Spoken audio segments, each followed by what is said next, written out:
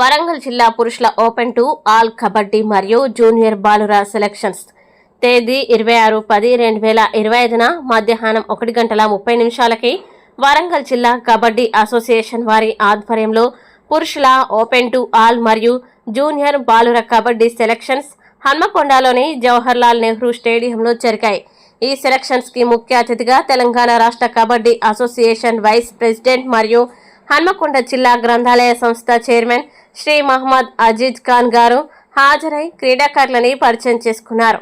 ఈ సెలక్షన్స్ లో అత్యంత ప్రతిభ కలిగిన 48 మంది క్రీడాకారులను ఎంపిక చేసి 4 పురుషుల జట్లుగా ఏర్పాటు చేయడం జరుగుతుందని, అలాగే జూనియర్ బాయ్స్ ని రాష్ట్ర స్థాయి కబడ్డీ పోటీలకి పంపించడం జరుగుతుంది.